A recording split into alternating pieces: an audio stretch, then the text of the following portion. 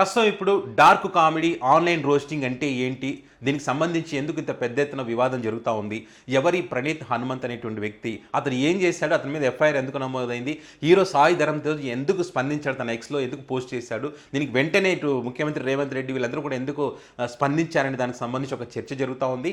అసలు ఈ online roasting అనేటువంటిది ఏంటిదనేది చూస్తే కనుక ఒక నలుగురు కూర్చొని ఒక ఫోటోని అక్కడ స్క్రీన్ షాట్ పెట్టుకుని దానికి సంబంధించి ఎవరికి ఆ నలుగురు ఎవరు తగ్గట్టుగా వాళ్ళు మాట్లాడి ఒక నవ్విచ్చేటువంటి ఒక కార్యక్రమం ఆన్లైన్లో చూసేవాళ్ళు కానీ వాళ్ళు కానీ నవ్వుతూ ఉంటారనమాట. సో దాని ద్వారా వాళ్ళు వ్యూస్ రావడం కానీ డబ్బు సంపాదించుకోవడం చేసేటువంటి ఒక కార్యక్రమం ఇది. సో అది ఏదైనా అవతల వ్యక్తులు నవ్వించాలనుకున్నప్పుడు వాళ్ళు నవ్వాలనుకున్నప్పుడు అది శృతి మించకుండా ఉంటే దానికి ఎలాంటి ఇబ్బందులు ఉండవు, అందరికీ మంచిదే. కానీ ఇప్పుడు చేసేటువంటి కామెడీ ఏదైతే ఉందో అది శృతి మించిపోతూ ఉంది.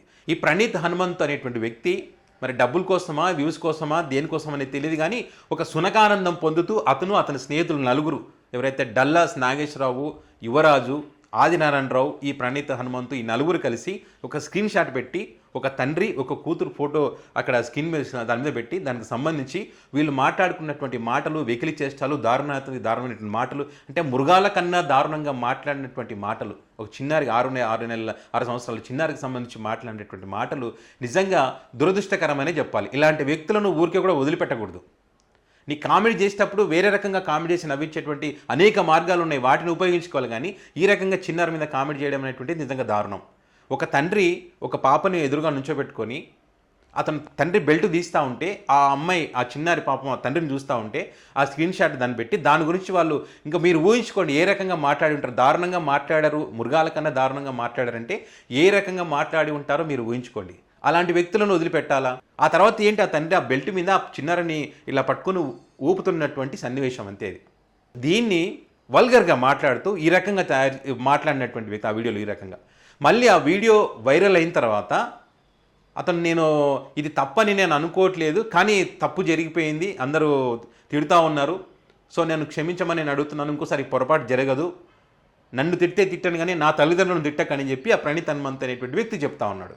అంటే నువ్వు తప్పు చేసినప్పుడు, మానవత్వం ఉన్నటువంటి సమాజం నిన్ను క్వశ్చన్ చేసినప్పుడు, నేను 2 మాటలు తిట్టినప్పుడు, నీ తల్లిదండ్రులను తిట్టినప్పుడు నువ్వు తప్పు చేసినప్పుడే నువ్వే అంత బాధపడితే అభం శుభం తెలియని చిన్నారిని ఆ రకంగా నువ్వు అంత దారుణంగా మాట్లాడి ఆ తండ్రి ఆ కూతురుకున్నటువంటి అనుబంధాన్ని నువ్వు కించపరుస్తూ అశ్లీలమైనటువంటి దారుణమైనటువంటి మాటలు మాట్లాడుతూ నువ్వు తప్పు చేసినప్పుడు నిన్ను తిట్టక ఏం చేస్తారు? మరి వీళ్ళ మనసు ఎంత బాధపడి ఉంటుంది, ఈ తల్లిదండ్రులు ఎంత బాధపడి ఉంటారు ఆ చిన్నారి గురించి మాట్లాడినప్పుడు. సో మరి ఆ తప్పు జరిగింది, ఆ వీడియోని డిలీట్ చేసి అయిపోతుంది కదా, అదొక్క క్లిప్నే డిలీట్ చేస్తే అక్కడ నువ్వు వాడినటువంటి పదం తండ్రి కూతురు అనేటువంటి ఒక పదం అయితే తర్వాత కంటిన్యూగా ఉంది కదా. మరి ఇప్పుడు ఈ కాంట్రవర్సీ జరుగుతున్నటువంటి క్రమంలో ప్రతి ఒక్కరు కూడా ఆ వీడియోని చూసేటువంటి అవకాశం ఉంటుంది.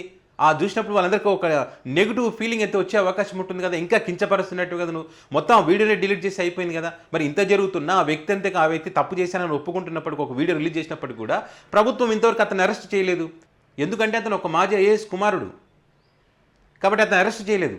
ఒక సామాన్యుడు, ఒక మామూలు వ్యక్తి ఏదైనా పొరపాటున ఒక మాట మాట్లాడి ఉంటే ఈ రోజుకి ఏ రకంగా ఉండేది అతని పరిస్థితి మనం ఊహించుకోండి. అంటే డబ్బున్నోళ్ళు తప్పు చేస్తే ఒక రకంగా, డబ్బు లేనివాడు తప్పు చేస్తే ఒక రకంగా చూస్తున్నటువంటి పరిస్థితులు ఇప్పుడు ఉన్నాయి. గతంలో ఈ ప్రణీత్ హనుమంత్ చేసినటువంటి వీడియోలు చూడమని యాంకర్ సుమ కూడా సపోర్ట్ చేసింది ఆ వీడియోలు చూడమని చెప్పి. ఇప్పుడు హీరో సుధీర్ బాబు కూడా నేను ఇలాంటి వ్యక్తినా నేను నా హరమహర సినిమాలో తీసుకున్నాను చెప్పి ఆ వ్యక్తి కూడా బాధపడుతున్నటువంటి పరిస్థితి ఉంది. మంచు మనోజ్ కూడా దీనికి సంబంధించి రెస్పాండ్ అయ్యారు. సో చాలామంది రెస్పాండ్ అవుతున్నారు, కానీ ఇంతవరకు అతను అరెస్ట్ చేయలేదు. కాబట్టి ఇలాంటి తప్పులు జరగకుండా ఉండాలంటే అతను అరెస్ట్ చేయాల్సినటువంటి అవసరం ఉంది. ఇప్పుడు కొన్ని మీడియాలు కానీ కొన్ని ఛానల్స్లో కానీ చెప్తుంది ఏంటంటే ఇలాంటి వ్యక్తులు ఉంటారు, అయినప్పటికీ కూడా మీరు కానీ మీ పిల్లల విషయంలో మీరు కానీ మీ పిల్లలు కానీ మీ ఫోటోలు కానీ ఎక్కడ కానీ సోషల్ మీడియా వేదికగా ఎక్కడ పోస్ట్ చేయకండి అని చెప్తా ఉన్నారు. ఎందుకు చేయరు? వాళ్ళకు హక్కు, వాళ్ళ స్వేచ్ఛను ప్రకటించుకునే హక్కు ప్రతి ఒక్కరికి ఉంది భారతదేశంలో. ఈ సమాజంలో ప్రతి ఒక్కరు తమ హక్కును చెప్పుకోవడానికి ఉంది. అలాంటి వ్యక్తుల్ని ఇప్పుడు ఏదైనా ఒక ప్రోగ్రామ్కి వెళ్ళినప్పుడు, ఒక టూర్ వెళ్ళినప్పుడు, ఇంట్లో కార్యక్రమం జరిగినప్పుడు సరదా కోసమే షేర్ చేసుకుంటారు సోషల్ మీడియా వేదికగా. అందులో తప్పేముంది? సో వీటిని తప్పు పడుతున్నారు, కానీ అలాంటి వ్యక్తిని శిక్షించాలి. ఇలాంటి పోస్టులు పెడతారు, పెట్టినప్పుడు ఇంకా ఎంతమంది దుర్మార్గులు బయటకు వస్తారో తెలుస్తుంది. దుర్మార్గులు బయటకు వచ్చినప్పుడు వాళ్ళకు కఠినమైనటువంటి శిక్షలు వేస్తున్నప్పుడు ఆటోమేటిక్గా వాళ్ళ సంఖ్య తగ్గిపోతుంది. వీళ్ళని కాదు ఆపడం, వాళ్ళని ఆపాల్సినటువంటి అవసరం ఉంది. ప్రతి ఒక్కరి బాధ్యత మీడియాది, కానీ అందరిది, మీడియాతో పాటు అందరిది కూడా ఎక్కువ బాధ్యత. ఇప్పటికి చాలామంది స్పందించారు, సమాజంలో చాలామంది స్పందించారు ఈ సంఘటనకు సంబంధించి. ఆ వ్యక్తిని శిక్షించాలని చాలామంది స్పందించారు. ఖచ్చితంగా ఇంకా స్పందన రావాలి. ఇలాంటి వ్యక్తులు శిక్షించాల్సినటువంటి అవసరం ఉంది. అతను శిక్ష పడేదాకా ప్రభుత్వం మీద ఒత్తిడి తీసుకురావాల్సినటువంటి అవసరం అయితే ఉంది. ఖచ్చితంగా ఎవరైనా సరే తమ పోస్టులు అంటే వల్గారిటీ లేనంత వరకు తమ ఫోటోలను తమ వీడియోలను పోస్ట్ చేసుకునే హక్కు ప్రతి ఒక్కరికి ఉంటుంది. తమ ఆనందం కోసం తమ ఆనందాన్ని కాలరాసే హక్కు ఎవరికీ లేదు. దాన్ని కించపరిస్తే వేరే రకంగా మాట్లాడితే శిక్షించే హక్కు ఉంది. మనకు చట్టాలు చెప్తా ఉన్నాయి, కొత్త చట్టాలు కూడా ఇప్పుడు వచ్చినాయి. సో వాళ్ళకి శిక్ష పడేటువంటి అవకాశం ఉంది. దానికోసం అందరూ ప్రయత్నం చేయాలి తప్ప మన హక్కులను మన స్వేచ్ఛలను భంగం కలిగించి మీరు ఈ రకంగా చేయకండి, మీరు ఆనందంగా ఉండకండి, మీ ఆనందాన్ని 10 మందితో షేర్ చేసుకోండి అంటే కుదరదు.